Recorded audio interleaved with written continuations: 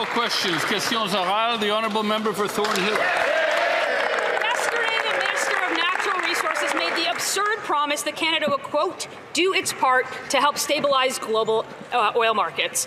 But Canada can't do its part because after a decade liberal energy policies, we don't have a strategic oil reserve. When allies need energy and markets need stability, Canada has nothing to offer but the minister's promises. Conservatives have proposed a strategic reserve to fuel our allies abroad and give Canada real leverage, especially at times like these. So will the Liberals adopt our plan so that Canada can be stronger at home and more reliable abroad? Hear, hear. Hear, hear.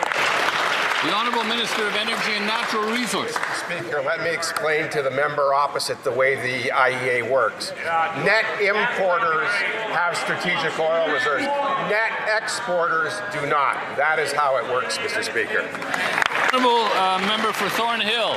Let me explain something back. Just because you don't have to do something, it doesn't mean that you shouldn't, especially when you lead your allies to believe that you will. We have a name for that. But the Liberals cannot paper over a 10-year record of shutting down the oil and gas sector, leaving our country weaker, more dependent, and unable to step up when it matters. They can say the words, they can sign the MOUs, but we all know that the minister's new project office hasn't approved a single new project. So will the government finally scrap the anti-pipeline law, repeal the emissions cap, lift the tanker ban, approve real projects so we can get Canadians to work and be there for our allies? The Honourable Minister. Apparently, Mr. Speaker, they don't agree with the Premier of Alberta that now is the time to build. This new Liberal government signed it and will deliver against the promise of the Canada MOU. We will build strong with Indigenous peoples. That's why Canadians elected the new Prime Minister, because the new Prime Minister knows how to work with the premiers, knows how to work with Indigenous peoples to build things. Unfortunately, the leader of the opposition does not. Thank you, Mr. Speaker. The honourable member for Louis Saint Laurent. Mr. Speaker, yesterday the Natural Resources Minister promised that Canada was going to do its share to free up oil reserves to stabilize the market. That's a good idea, Mr. Speaker, but the only problem is we don't have a strategic oil reserve. Why? Because for 10 years, these people across the way from me dealt with Canadian oil in a certain way. We, on our side, propose a stockpile for oil reserves and critical minerals. Will the Prime Minister say yes to building wealth and this incredibly important leverage in an uncertain world? Mr. Speaker, with respect to creating an energy superpower, that's what we're doing. The minister just explained that exporting countries generally do not have reserves, but importing countries do. Canada will also be a renewable energy superpower, whether we're talking about selling uranium, supporting renewable energy and technology throughout this country. Canada is an energetic superpower, conventional and renewable, and will remain that way. The honourable member for Louis Saint Laurent à Kawenrak. The Minister of National Resources has only been here for a year, but this minister has been here for 10 years. Over those 10 years, him and his colleagues had contempt for Canada Energy, and today all Canadians are paying the price for that.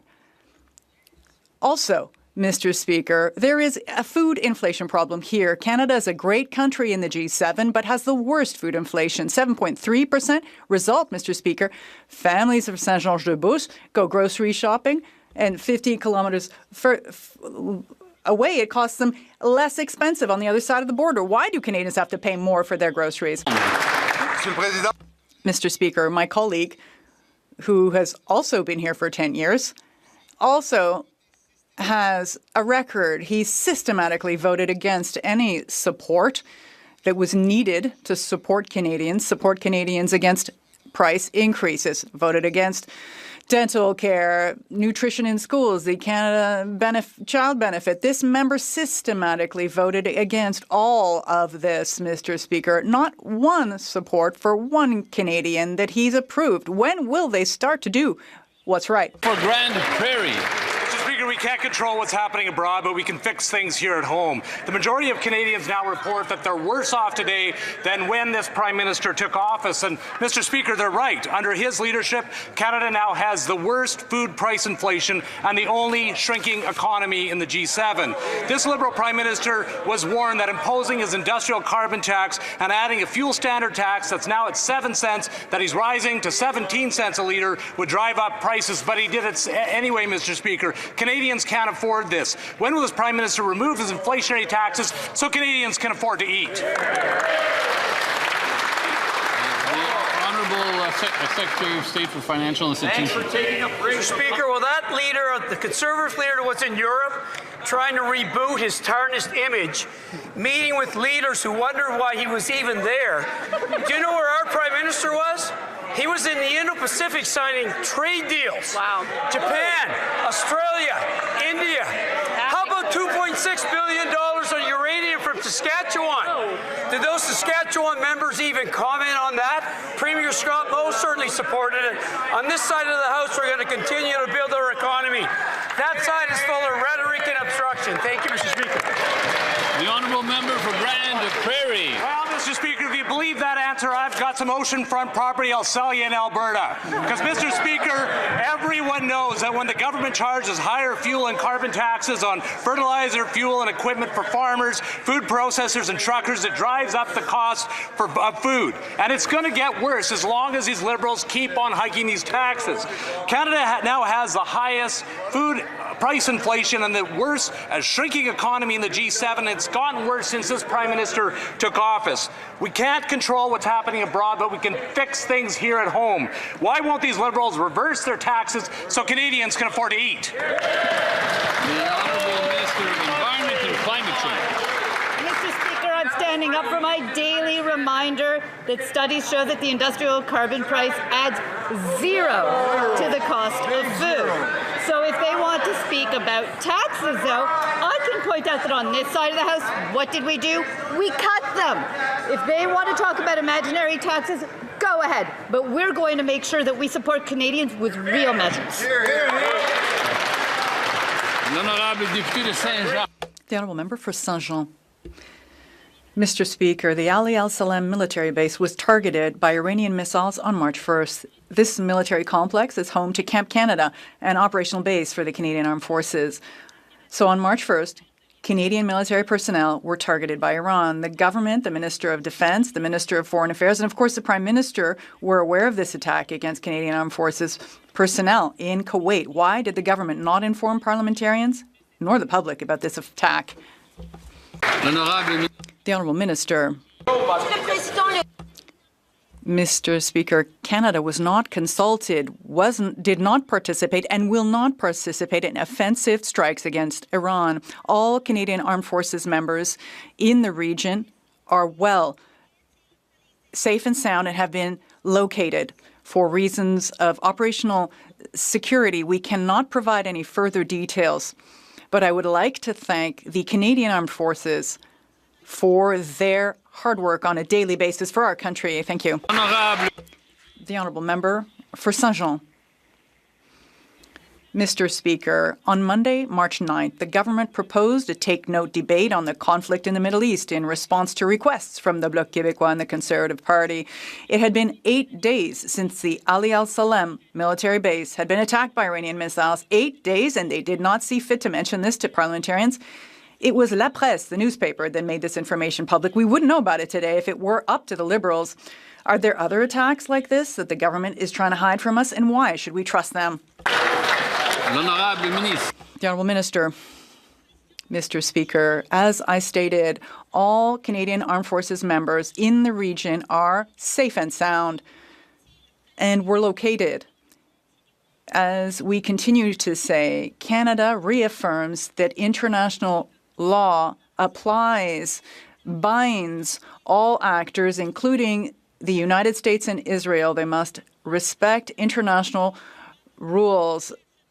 And I again want to reissue this thank you to the Canadian Armed Forces for their constant effort on behalf of our country. Député de Saint-Hyacinthe. The Honourable Member for Saint-Hyacinthe-Bagot-Acton. At the beginning of the conflict, the Prime Minister said he supported the United States and Israel. Since then, he has been revising his position on a daily basis. The lives of Canadian Armed Forces soldiers in Kuwait were threatened by Iranian missile strikes. The Prime Minister knew this. The Minister of Defense knew this. Perhaps the entire cabinet knew this. But the members of Parliament didn't know, nor did the public. Why? Was it because the Camp Canada military base in Kuwait was targeted by missile strikes that the Prime Minister supported the American offensive?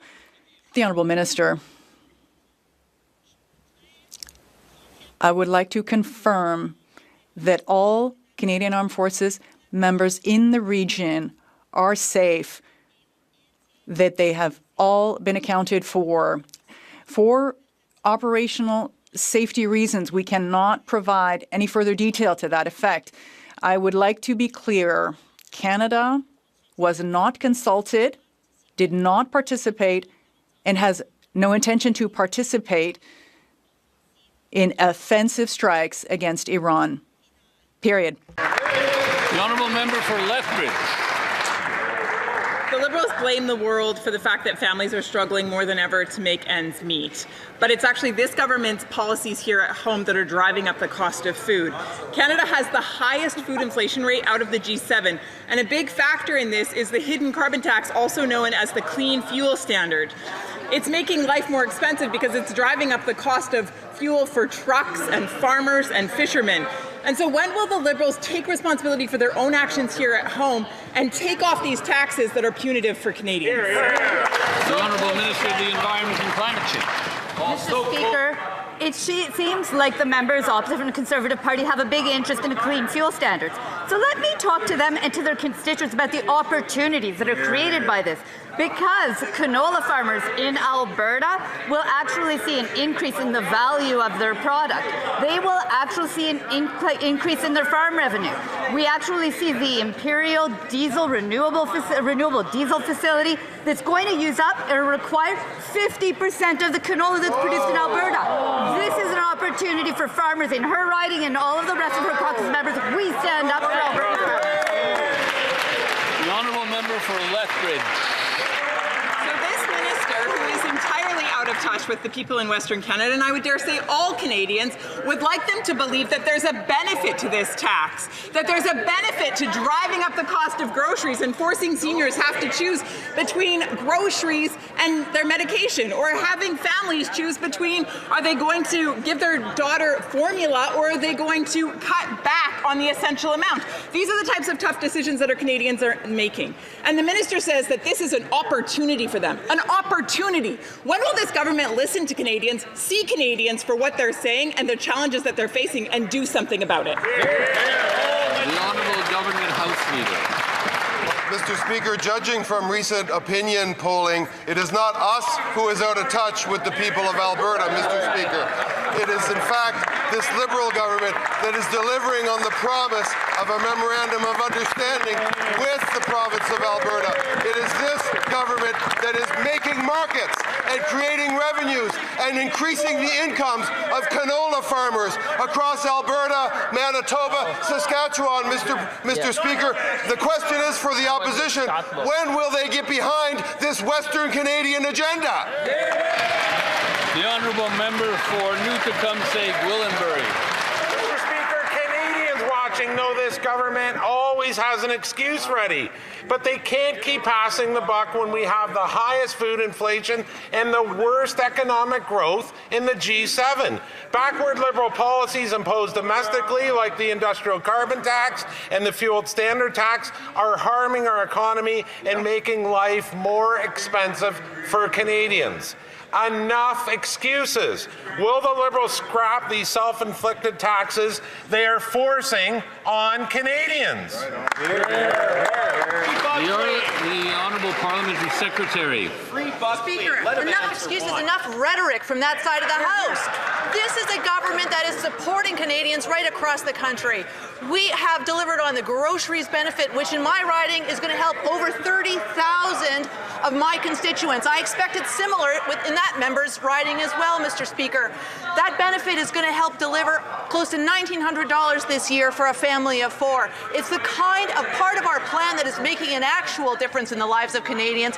So when are these Conservatives going to get on board and back us up? The honourable member for New Tecumseh, Gwillimbury. Well, Mr. Speaker, how can Canada stand on its own 2 feet in the world if the Liberals keep cutting our legs out from under us? Amid global instability, the government should be doing everything it can to make life more affordable right here at home. But Liberal taxes are leaving Canadians more exposed to global shocks, conflicts, and decisions by foreign governments. When will the Liberals stop making excuses and scrap these taxes? The Honourable Parliamentary Secretary. Oh, no, sorry. The Honourable L'Honourable. I know the member is a man of good spirit and good heart. Let me help him with his talking points, Mr. Speaker. Canada has the second fastest growth in the G7, Mr. Speaker. The lowest net to deficit, Mr. Speaker. We have one of the lowest deficit to GDP, Mr. Speaker. He should rejoice about the place of Canada in the world, Mr. Speaker. We have the most educated workforce.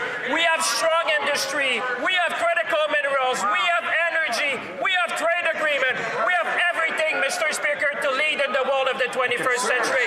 We believe in Canada and this. The honourable member for Souris Moose Mountain. Mr. Speaker, the Liberals like to blame everyone else for rising food prices, but it's their own policies here at home that are driving them up. Canada now has the highest food inflation in the G7. Instead of helping, Liberals are now adding new fuel costs, which will rise from 7 to 17 cents a litre.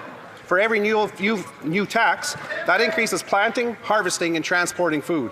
Farmers cannot absorb it, and consumers cannot afford it. Please, Mr. Prime Minister, flip-flop again, scrap these costly policies, and finally show some mercy to the hard-working Canadian families and the farmers who feed them.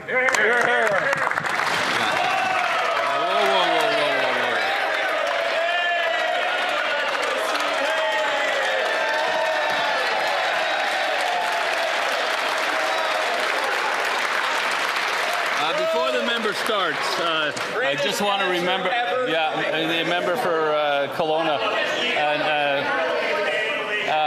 just a reminder that we address the chair. We're not addressing any member of this House directly, and I'll just remind the member of that too. So the Honourable Secretary of State for Rural Development. Thank you very much, Mr. Speaker. More good news, as my colleague likes to say.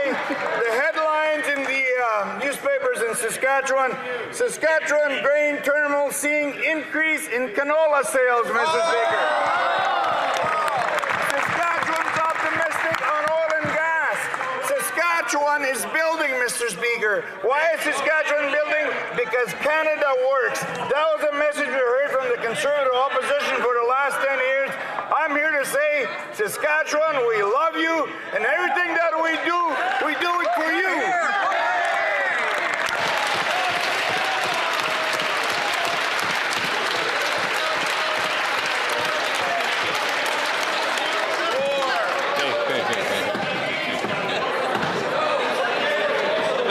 The honourable member for Souris Moose Mountain. Thank you, Mr. Speaker. That answer shows just how out of touch these Liberals are. That member represents a riding from Saskatchewan, which is the breadbasket of Canada and the world. Yet there has been 27 confirmed cases of scurvy in that member's riding. These aren't people who are coming over in wooden ships across the Atlantic in the 1600s. Unfortunately, this is just another day in Liberal Canada. When will this government be morally or ethically serious and stop these crazy policies that are driving up food inflation in Canada? The Honourable Secretary of State for Rural Development. Mr. Speaker, I've been trying to speak with our Premier, Scott Moe, in Saskatchewan, but I can't get a hold of him. He's too busy signing deal after deal with their Prime Minister, which means benefits after benefits after benefits for the Saskatchewan people. And any day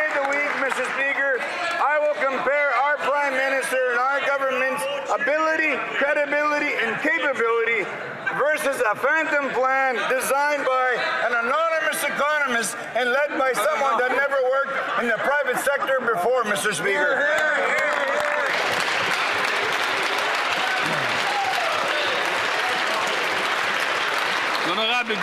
The Honourable Member for Chicoutimi-Lefeld. Mr. Speaker, the rising cost of living is hitting constituents, Quebecers and Canadians hard. On continue à parler du dernier échange. This is still the last exchange. Oui, on va se calmer. L'honorable. Yes. Oh. Oui, peut-être. On va... Perhaps we might have to extend question period. L'honorable. The Honourable Member for Chicoutimi-Lefeld. Mr. Speaker, the rising cost of living is hitting my constituents, Quebecers and Canadians hard. We have the worst food inflation in the G7. Despite this, the Liberals are determined to make life even more difficult by increasing the fuel tax, which is already rising from 7 to 17 cents per litre. This leads to higher prices for our farmers. When will the government put an end, once and for all, to these taxes that are a burden on Canadian families? The Honourable Minister. Thank you very much, Mr. Speaker. With all the respect I have for my colleagues, I'm sad to hear him rise here in the House, whereas when he had all these opportunities to defend his constituents, to fight for affordability, the cost of living, their buying power, he always failed to sign on. The benefit, the groceries benefit, he didn't sign on for that. The increase in the child benefit, a tax cut for the middle class, Mr. Speaker, and not just that. The Saguenay work that's been done that's good for his economy and the economy in Quebec. The Honourable Member for Abitibi-Témiscamingue. Mr. Speaker, yesterday, Public Accounts Committee unanimously voted, that includes my Liberal colleagues, a motion calling for an inquiry on the failures of Phoenix, ArriveCam, and Curem. The National Assembly of Quebec also unanimously called for an inquiry.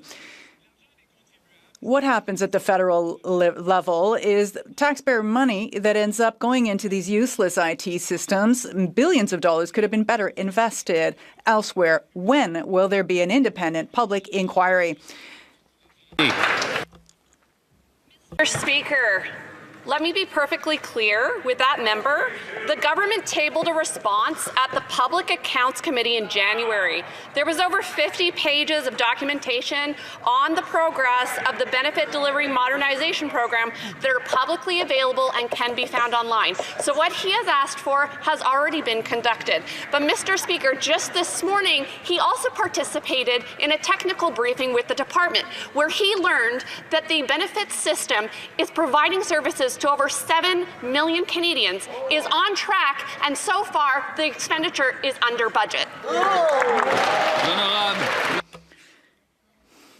The Honourable Member for Shefford. Mr. Speaker, yesterday the Prime Minister was telling us that we hadn't taken part in a briefing session on Curem. Well, that briefing session was actually happening today and we attended.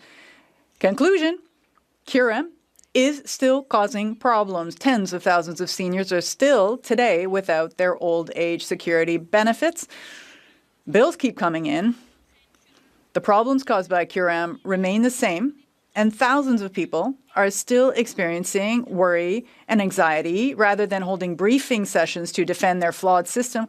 What are the Liberals waiting for to set up an independent public inquiry? The Honourable Minister. Merci beaucoup, Monsieur le Président. Thank you very much, Mr. Speaker. I'd like to commend members at the Bloc who finally rose to the occasion and took this technical briefing that will clarify things for them with respect to Curem. The direct costs of the program are less than anticipated, yes, but 7.7 million Canadians receive OAS through and via Curem. What the Bloc Québécois is proposing is absolutely unacceptable. That would mean millions of seniors would be dependent on an archaic obsolete system that was vulnerable and was endangering their financial health and safety throughout the country. Honourable member for Parry Sound, Muskoka.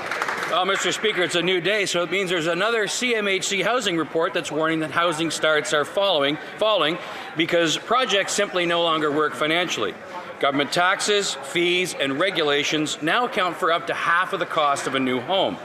Mr. Speaker, when government takes that much, fewer homes get built. So, will the government, this Liberal government, please just listen to the Conservatives, listen to experts, and take the immediate step to improve the economics of housing and eliminate the GST on all new homes? The Honourable Minister of Housing and Infrastructure. Thank you, Mr. Speaker. Mr. Speaker, we had some good news in that CMHC report, which shows that average rents across the country are coming down.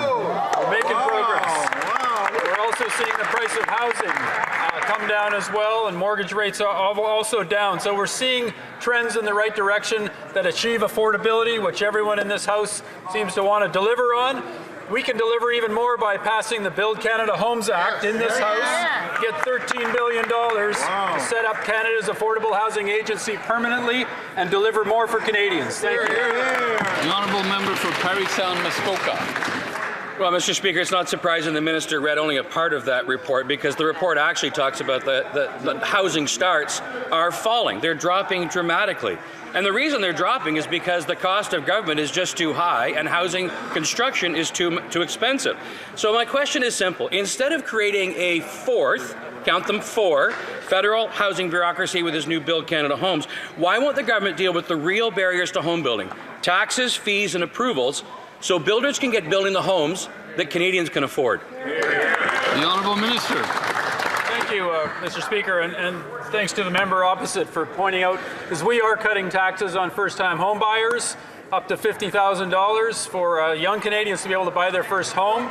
We are reducing the amount of red tape across the country. The Housing Affordability Accelerator Fund is delivering for 241 cities across the country. We're seeing permitting and approvals move faster. We're delivering infrastructure investments to bring down development charges so the fees for home building go down. We're delivering on all these points. We need to take it to the next level with the members opposite. The Honourable Member for York Durham. CMHC spring housing report is out, Mr. Speaker, and the headlines are concerning. Here it is. Condo sales have collapsed, inventory of all types of housing has surged, and financial conditions have worsened for home buyers. But here's the most concerning thing about that report. It says that Canadians are delaying starting families because of housing unaffordability, delaying marriage, delaying children, the very foundations of our society, because they can't afford a home. We've offered one positive solution: remove the GST on new homes for all Canadians. Will the minister commit to doing that today? The Honourable Minister. Thank you, Mr. Speaker. Well, it's no surprise that Canadians are challenged with buying homes right now when there's a war in the Middle East. There's no surprise, Mr. Speaker. Yeah. Okay. The member may continue. Thank you, Mr. Speaker. Mr. Speaker, in the first 100 days of Build Canada Homes, we've secured agreements with Nova Scotia, with BC, with Nunavut. We're delivering thousands. We're up to 9,000 homes that are being delivered through Build Canada Homes for Canadians. And we're just getting started, Mr. Speaker. If we pass the Build Canada Homes Act in this House in the days ahead, we can supercharge the construction of affordable housing, and that's what Canadians need. The Honourable Member for York Durham.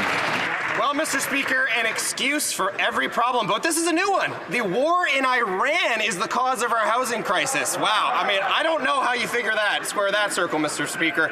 And he boasts about 9,000 new homes. He promised 500,000 new homes. That's not even 2% of his target. And guess what? CMHC says only 259,000 were built last year. Only half of the target again. So at the rate that the minister complacently brags about, we'll never hit the target. So will he take our idea and remove GST on all new homes for Canadians? The Honourable Minister. Thank you, Mr. Speaker. The good news is that we had a very strong year last year for housing starts across Canada, one of the best in our history. Almost 260,000 homes were started. We need to keep that continuing. Sales are challenged right now. The economy is challenged. This side of the House is focused on delivering for Canada on affordability, boosting our economy, creating jobs, cutting the costs and the challenges that Canadians have. And that starts first and foremost with our housing. So we're going to deliver that with Build Canada Homes. I invite the members opposite to support the Act moving forward. Thank you. The Honourable Member for Richmond North Nebraska. Thank you, Mr. Speaker. We all agree that Canada needs to build more housing. But the Liberal solution is to build more bureaucracy. The only thing the Liberals know how to build is more bureaucracy. This is the fourth Liberal housing bureaucracy, Build Canada Homes. It's going to cost Canadians $13 billion, but will only build 5,000 new homes per year, which is 1% of the country's needs. When will this government finally get rid of GST on all new homes rather than build even more bureaucracy? The Honourable Minister of Government Transformation. Thank you, Mr. Speaker. I am very pleased that the colleague across the way is asking this question, because it enables me to underscore that Quebec is the first province to have made an agreement under Build Canada Homes with my colleague, which will lead to the construction of thousands of new homes across the country and in Quebec. And I would invite my colleague to follow this closely, because we will build with speed and ambition. Member for Oakville West. Good news, Mr. Speaker. Earlier today, the Minister of Public Safety tabled an act respecting lawful access with the underlying objective of giving law enforcement agencies the modern tools they need to combat organized crime, as well as further capacity to act swiftly to prevent criminal activities such as extortion. Could the Minister of Public Safety elaborate on the critical importance of this bill and how the passage of this legislation contributes to the safety and security of all Canadians from coast to coast to coast? The Honourable Minister of Public Safety. Mr. Speaker. I want to thank my colleague from Oakville West for her hard work. Mr. Speaker, we've been clear that lawful access measures are necessary to give law enforcement the tools they need to protect Canadians. Canada is the only Five Eyes G7 country not to have a lawful access measure in place. It's time that Canadian law enforcement have Canadian solutions to go after criminals. With the new measures proposed in Bill C-22, law enforcement will have the tools they've been asking for to combat childhood sexual exploitation, extortion, human trafficking, and money laundering. Mr. Speaker, I want to ask the Honourable Member for Dufferin-Caledon. For months, we have said that the punishing auto tariffs that have been put on our auto industry were devastating, and they would devastate the industry. 10,000 jobs lost, these Liberals did nothing. 3 plants closed, these Liberals did nothing. $2.5 billion worth of tariffs have been charged to our auto manufacturers, and now the roosters have come home to roost. StatsCan reports that sales of vehicles and light-duty vehicles are down 32%, exports down 32%, parts down 21%. These are the worst export numbers since COVID. When will these Liberals realize they are failing our auto workers? Honorable Ministre de l'Industrie. Mr. Speaker, when my colleague and the Conservative talk about the auto sector, I don't know why they're scared about talking about the auto tariffs. I don't know why they're not condemning the trade war against us. And at the same time, I don't know why they're not supporting what another Conservative is saying, Premier Ford, which is supporting a new auto strategy. Notwithstanding all the headwinds against our auto workers, we've been there fighting for them, supporting them, and creating new jobs. I was in Windsor with Premier Ford last week. We just created 3,000 new jobs. The Honourable Member for Dufferin-Caledon. As usual, this minister's answer to questions about the auto sector are some combination of "we're not doing enough" and fake news. Look at the results. The results of this are clear. The exports to the United States are down 32% for light-duty and passenger vehicles. 32%. This is billions of dollars. And this is a direct result of the tariffs they said they would have removed by Canada Day of 2025. It's approaching Canada Day of 2026. They failed to get the tariffs off, which they said they would do. The auto industry has been devastated. Why don't they admit their failures and apologize to auto workers and the auto sector? Just a second. I would just like to ask the honourable member for Hamilton West Ancaster Dundas to pipe down a bit, or a lot actually. The Honourable Minister of Industry. Thank you, Mr. Speaker. Mr. Speaker, when we look at the auto workers in the eyes, we know that they can trust us. Why? Because we have a plan, notwithstanding all the headwinds against our auto workers, against the auto workers of the entire world. And this morning, I was in conversation with the new CEO of Audi. We're working on attracting new investments to Canada. We will use our defense procurement to attract new investment in our auto sector. We will use every single levers of this government to make sure that we can defend their jobs. And at the end of the day, these are not fake news. These are real.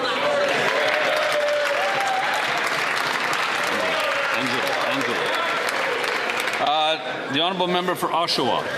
Mr. Speaker, Canada's auto exports have fallen to their lowest levels in years, and more than 5,000 auto workers have already lost their jobs as shifts are cancelled and production lines like the third line in Oshawa are shut down. Shameful. In communities like mine, auto workers and their families know exactly what that means. When the auto industry suffers, entire communities feel it. Will the Liberals finally put Canadian auto workers first? Or will they keep using Canadian tax dollars to subsidize foreign-made vehicles while our jobs disappear? L'Honorable Ministre de l'Industrie. Mr. Speaker, I have a lot of time and respect for my colleague. I know the Oshawa community is going through hardship right now because of the fact that GM cut the third shift. But she should talk to her colleague as well from the Oshawa region that went to Washington and forgot to advocate for the auto workers back in his riding. First point. Second point, Mr. Speaker, we need to work as one team Canada because now the unions in the U.S. are now in favor of our position, which is no tariffs on auto workers. We need to work and put pressure on the D3, including GM. And I was in conversation with GM this week, and we will make sure that we create jobs. The Honourable Member for Oshawa. Mr. Speaker, it would be awfully nice if this Liberal government would go to Washington and fight for Canadian auto workers. We cannot control what Donald Trump does, but we do know what we can control, and that's our policies here at home. And the Minister of Industry and the Prime Minister can certainly control their constant flip-flopping. Conservatives have a plan. Scrap rebates for foreign-made EVs and remove the HST on Canadian-made vehicles to spur investment and protect jobs here at home. Will they finally adopt our proposals and join Conservatives in supporting the resilient auto workers in Oshawa and across Canada? The Honourable Government House Leader. Mr. Speaker, the Minister has set out the numerous ways in which we have expressed confidence and support and the complete backing of our auto workers and of our auto sector in Canada. Those are the things we can control, Mr. Speaker. Here's one thing that member can control. Tell her colleague to stop going to Washington and accuse Canadians of putting up a hissy fit in response to unfair, unjust, costly tariffs on our citizens, on our auto sector, and on our workers in Canada. That member should go over a few seats and say, stop the hissy fit talk. The Honourable Member for Niagara South. The Honourable Member for Niagara South. Mr. Speaker, Canada's auto exports fell to their lowest level in years this January. More than 5,000 auto workers have already lost their jobs. In Niagara alone, I have 2 EV plants that have neither opened or been delayed because of a declining EV market. Yet the Liberals are subsidizing foreign-made electric vehicles. It makes no sense at all. Will the Liberals finally adopt our strategy to protect Canadian workers in the auto sector, or will they continue to push ahead with their disastrous plan to subsidize foreign-made electric vehicles? The Honourable Parliamentary Secretary. Mr. Speaker, they talk about the auto sector. What about the workers? What about a vision for this country? What about a plan? We have exactly that. They say they stand for working people. We have an opportunity now to rally around those working people with a serious approach to governance, to policy. It's exactly what we're doing every single day. They quote unions in this House. We have unions back. We have their families back. We will not stop until this country's on the right footing. We're going to get that work done. Member for Swift Current Grasslands Kindersley. Speaker, last year the RCMP seized 8 kilograms of fentanyl near Swift Current. This dangerous drug was caught moving through my community. And while the police did a great job catching criminals behind the opioid crisis, their heroic efforts have been undermined by Liberal catch and release. 1 year later, federal Crown prosecutors said they are staying charges against 2 traffickers because they're following their federal policy playbook. So my question is this: what federal policy could possibly justify this decision? The Honourable Minister of Public Safety. Mr. Speaker, let me just say today we introduced Bill C-22, an incredibly important tool that law enforcement from across Canada have been asking for. It will enable law enforcement to address issues such as extortion, intimidation, harassment, Mr. Speaker, also to ensure that those who are exploited by childhood sexual exploitation are given the necessary sentencing that's required. Lawful access will give law enforcement the tools that they've been asking for. The Honourable Member for Swift Current Grasslands Kindersley. Well, it's obvious that the minister wasn't paying attention to the question that I just asked, because fentanyl is a dangerous and lethal drug. 8 kilograms is potentially millions of doses. Millions of doses means that Canadians will be murdered by this drug and their dealers. What happened in Swift Current is one example among too many of the radical, less pathetic views on crime. Families are being torn apart, loved ones are being lost. Those criminals should be behind bars. If the Liberals were serious, they would adopt our plan to give life sentences to people trafficking enough fentanyl to kill thousands of Canadians. Why won't they do it? The Honourable Minister of Public Safety. Mr. Speaker, Canada's new government has taken very important measures to ensure the safety and security of Canadians. We have Bill C-14, Mr. Speaker, which addresses the issues around bail as well as sentencing, the issues that the member opposite is talking about. It also has Bill C-16, which is about supporting victims and ensuring the administration of justice. Just today, Mr. Speaker, I had the opportunity to introduce Bill C-22, for lawful access, an important tool that all law enforcement have been asking for. What I'm going to ask is of the members opposite, will they support this? Will they pass this bill today? L'honorable député de Montmorency. The Honourable Member for Montmorency, Charlevoix. Thank you, Mr. Speaker. Thanks to the Québécois Investigations Bureau, we've learned that 239 visas linked to the Iranian Revolutionary Guard have been revoked, but only one person has been removed from Canada. Only one. This is a terrorist group on Canadian soil. Also, we have learned that a Canadian armed forces camp at a Kuwait military base was struck by Iranian missiles. Luckily, no one was injured. But it's pretty clear that the Iranian regime is not our friend. The Liberal government is keeping these criminals here, saying they have rights, and they've made asylum requests. Will the government remove them, yes or no? Mr. Speaker, the IRGC was listed as a terrorist entity under the Criminal Code in Canada in 2024.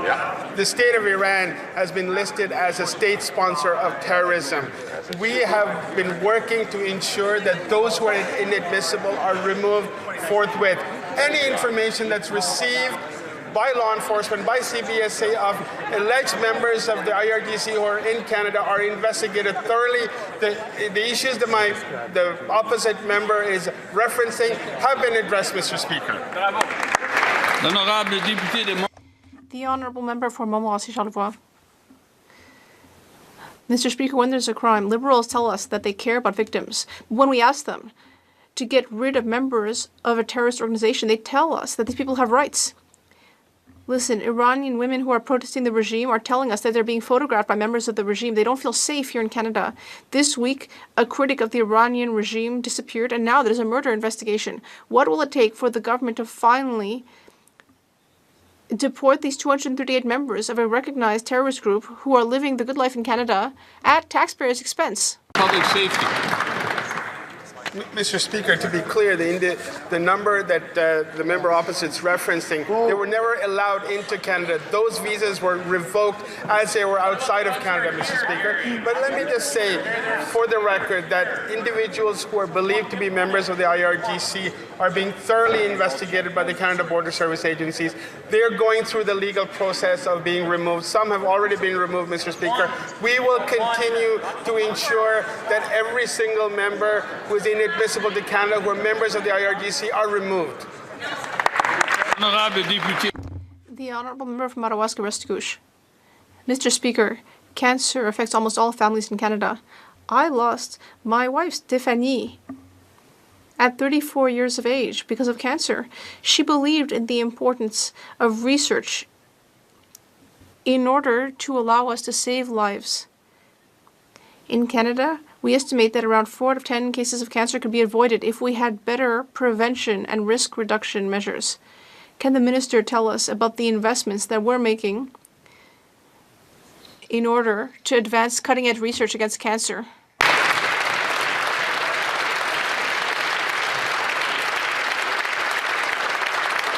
Honorable Ministre de la Santé. The Honourable Minister of Health. I'd like to thank the member for Madawaska-Restigouche for sharing this personal story with us.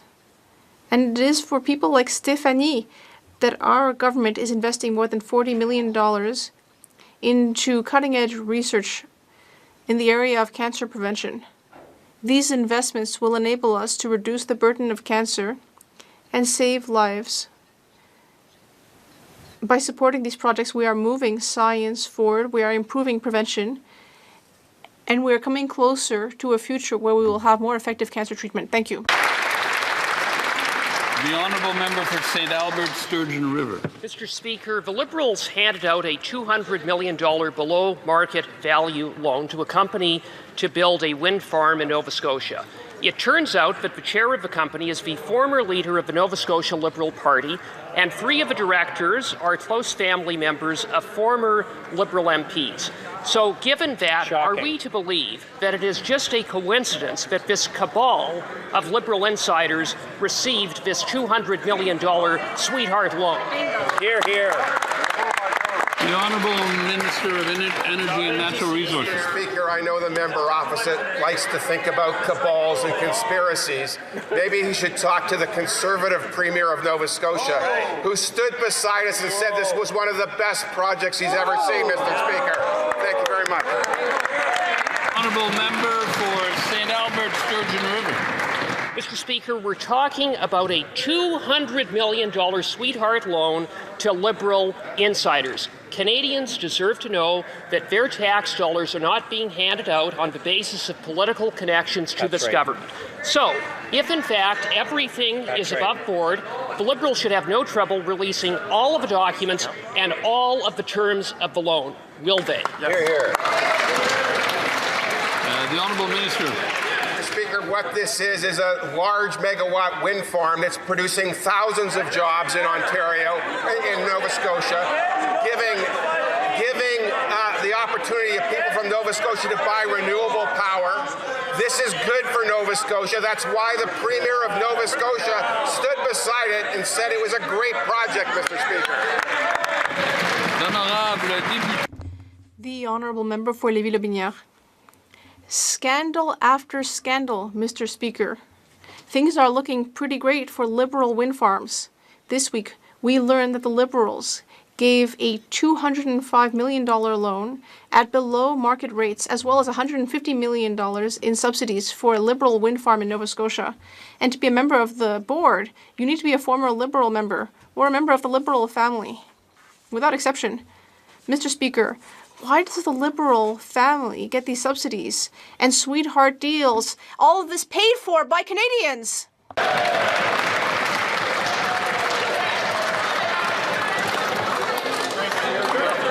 The Honourable Minister of Energy and Natural Resources. Mr. Speaker, 3 times with gusto, I guess. It doesn't change the answer. It doesn't change the answer. There's no conspiracy here. The Conservative Premier of Nova Scotia said this was one of the best projects he's ever seen. This is good for the people of Nova Scotia, and it's good for the people of Canada, Mr. Speaker. Daryl Sampson says thank you. Well, I have the honourable member for Sudbury.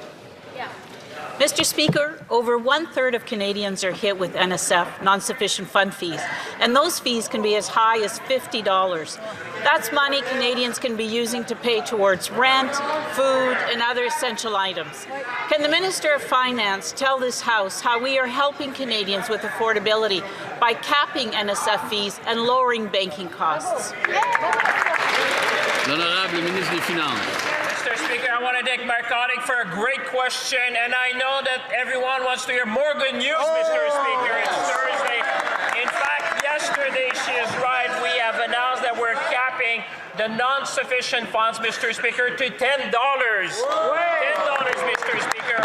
We know that 1 out of 3 Canadians is affected by these fees. It's going to save $600 million for Canadians, Mr. Speaker.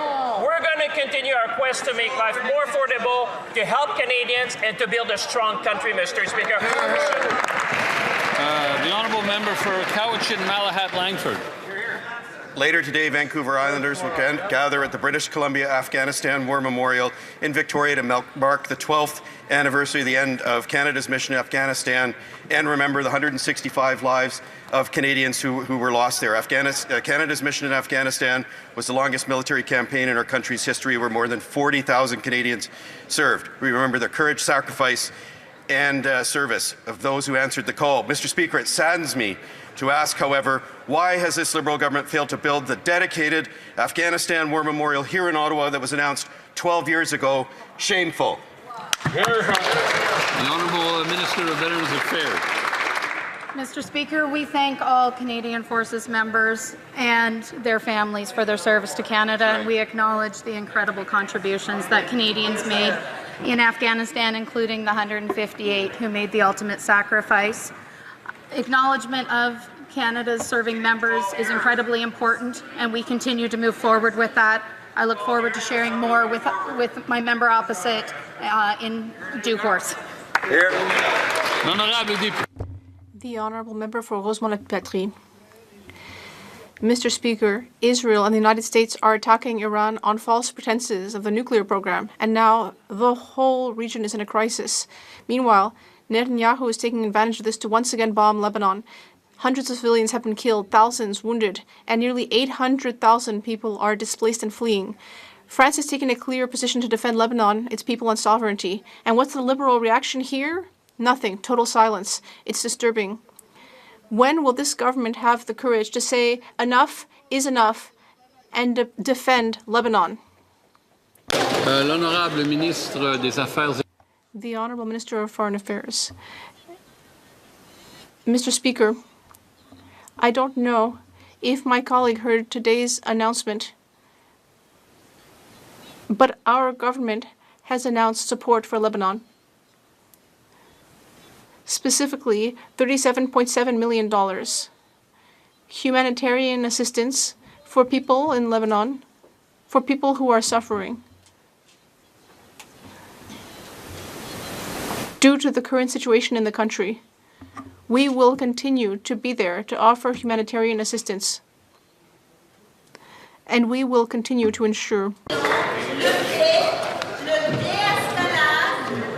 The Honourable Member for Courtenay-Alberni.